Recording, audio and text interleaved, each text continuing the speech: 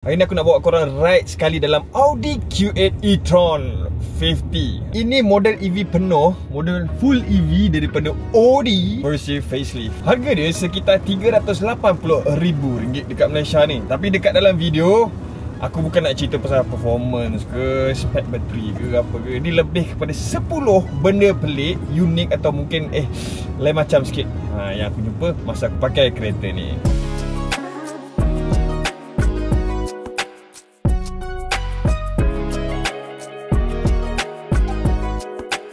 Benda yang kita nak cerita bukan pasal enjin ataupun top speed Ini semua benda yang kita nampak, sentuh ataupun rasa bila kita gunalah kereta ni hari-hari. Jadi jom kita start.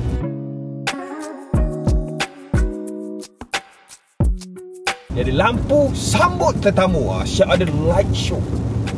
Setiap kali kau buka ataupun kunci Audi Q8 e-tron, dia akan buat satu light show animation dekat depan dan juga belakang. Lampu depan matrix LED tu siap berkelip dengan corak tertentu macam tengah sambut tuan dia balik. Lampu belakang pun sama, beralun ikut urutan. First time kau tengok rasa macam kereta ke Iron Man punya suit ni macam melambai sangat kan. Tapi serius lah, dia punya presentation tu memang buat kita rasa macam aku beli kereta mahal memang worth it. Small detail tapi impactful.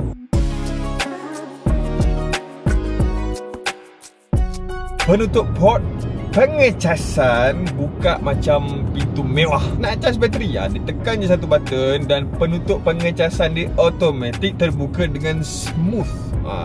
Biasanya kita akan tekan, memang kita akan, semua kereta pun banyaknya one button, tu tarik je. Tapi tak ada, dia memang nampak mewah gila naik macam tu. Siap ada bunyi motor perlahan bila dia slide ke bawah. Macam kau buka laci kabinet premium. Benda ni simple je sebenarnya, tapi bila dah buat automatic macam ni kan, rasa macam kereta futuristic gila. First few times memang kau akan tunjuklah dekat member, tengok ni port charge aku pun buka sendiri. I mean, yalah, almari pun ada yang mahal-mahal. Samalah macam benda ni.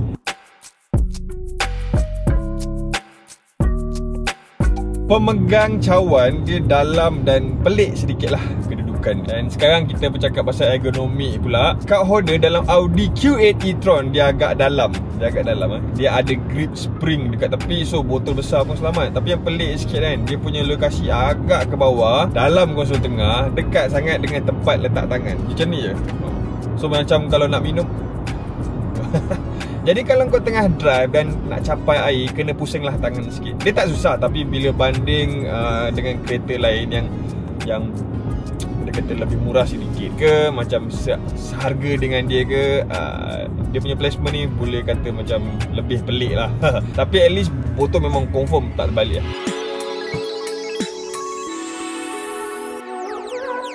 Screen aircon pakai haptic feedback. Tekan rasa macam ada button. Dia screen tapi tekan. Boleh tekan yang dalam ni. Audi dia tak nak bagi kita putus cinta dengan button lah, walaupun dia pakai screen. So screen kedua dekat bawah yang kawal aircon, seat heater etc, dia pakai haptic feedback. Maksudnya bila kau tekan je screen tu, dia rasa macam tekan butang sebenar sebab dia ke dalam. Dia ada getaran dia sedikit. So tak adalah rasa sangat macam tekan iPad, tapi lebih kepada touch button. Some people dia akan suka sebab tempat dia bila kita klik dia memang solid. Tapi ada juga yang rasa macam lambat sikit respon. Personally aku suka sebab at least ada feel bila tekan. Kita old school. Kita orang tua. Cuma aku cakap at least bila aku sentuh dan aku tahu benda yang aku sentuh tu bergerak, that's fine lah. Cuma kau takkan ada rasa macam mana tekan like real physical button, which is kau dah tahu dekat mana, and confirm bila kau tekan memang benda tu capai. Kau still have to see through.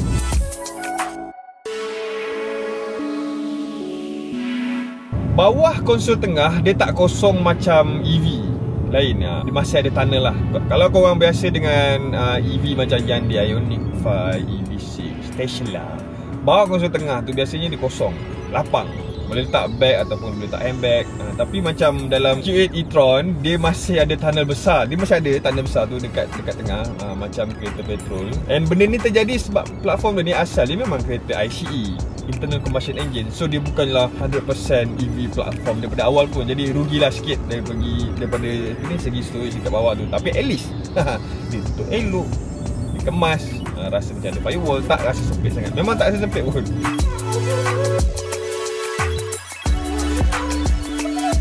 Dia ada front, tapi comel je.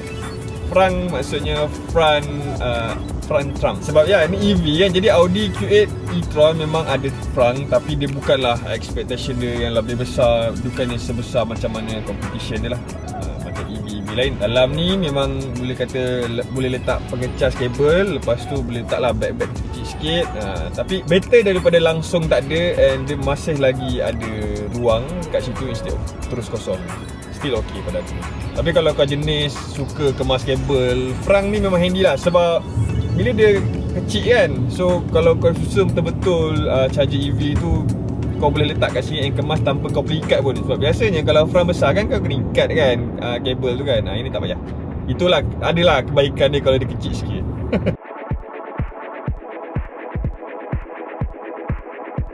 Aircon belakang ada dekat B-pillar sekali. Benda ni rare. Audi memang nak passenger belakang selesa habis. So selain daripada ada aircon dekat konsol tengah belakang tu, dia siap letak satu lagi set fan aircon dekat tiang B, kiri dan juga kanan. Tu benda lain daripada yang lain lah. So kalau kau duduk belakang, especially jalan jauh, tengah panas, angin memang dia ke muka terus lah. Bukan setakat kat kaki je. Benda ni biasanya kita nampak dekat kereta mewah lah, yang atas 500,000. Tapi Q8 e-tron ni dia bagi juga, walaupun tak sampai £500,000 ataupun ringgit lah.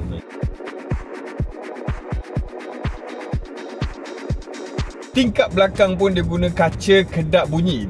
Maksudnya even sampai ke belakang, tingkap belakang ni dia guna acoustic glass. Satu lagi detail yang dia senyap je. Dia tak adalah nak cerita sangat kat orang, tapi dia sebenarnya ada. Semua tingkap dalam Q8 e-tron dia pakai double glaze acoustic glass. Bukan setakat dekat cermin depan sahaja macam mana kereta-kereta budget yang lain lah. Tapi dia letak termasuk dekat cermin belakang. Bila kau drive dekat highway, bunyi angin dia memang minimum gila. Feeling dia macam bawa kereta dekat dalam studio rakaman macam tu, memang premium. Harga pun premium lah kan. So itulah nak bagi tahu kenapa satu kereta tu dia mahal pada hari ni. Kadang-kadang dia ada features yang kadang-kadang dia pun mungkin terlupa nak bagi tahu sebenarnya. Mungkin dia pun tak tahu yang sebenarnya dia je ada. Itu salah satu lah, acoustic glass.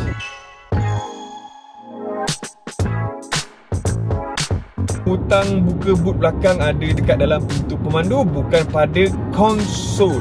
Dia agak random, and aku perasan German car banyak buat macam ni. Tapi aku kena bagi tahu juga, sebab some people macam aku dulu-dulu memang kat situ dulu. Dia agak random. And kalau kau cari button buka dekat tailgate belakang, jangan cari dekat bawah steering ataupun kat gear lah. Dia ada dekat pintu pemandu ni, satu line dengan button buka untuk ngecas. Mula-mula memang confused, tapi bila dah tahu tu dia sebenarnya okey je. Dia sebenarnya okey je. Cuma memang ini memang bukan tempat biasa lah untuk orang letak button boot kepada orang yang bukan pemandu Jerman. Macam tu. Last but not least, ambient lighting sampai dekat poket pintu. Last kali kan, benda yang kau mungkin tak perasan pada waktu siang, tapi waktu malam Audi punya ambient lighting bukan setakat dekat dashboard dan footwell saja, dia letak sekali dekat poket pintu. And even ada dekat ni, apa men? Panggil apa ni? Kan tali pinggang kan? Lutut tali pinggang ni kan, nak lekat dekat sini pun ada. Dekat sini pun ada. So bila kau letak botol air, letak barang ke, cahaya halus je dia akan menerangi sikit kat sini. Rasa macam duduk dekat dalam spaceship. Dia kecil tapi dia ada feeling yang agak mahal. Kereta lain selalunya dia bagi highlight bahagian trim saja. Audi ni dia bagi treatment. So itu dia 10 benda pelik ataupun unik yang aku perasan lah dekat dalam Audi Q8 e-tron 50. Mostly dia benda-benda kecil lah. Aku memang biasa akan cari benda-benda kecil yang benda susah jumpa kat paper kan. Tapi itulah, bila kau beli kereta dekat dalam kategori premium, detail kecil macam ni pun dia main peranan besar lah untuk rasa kereta ni special and all. Of course lah, aku takkan cakap pasal performance, sebab orang tahu Audi is performance.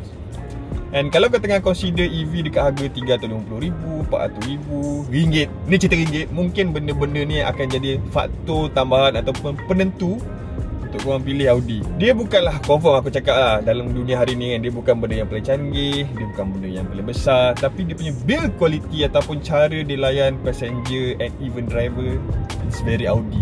It's very Audi. Kalau korang nak aku buat part 2 ataupun banding dengan EV ataupun nak banding dengan e-tron 55, 55, ini 50, komen dekat bawah, drop. Terima kasih kerana menonton video ini. Sila subscribe to this channel sekarang, sebab kalau korang tak subscribe kan terlepas pula video-video lain. Nanti lagi lepas ni saya kirim. Tak tahu.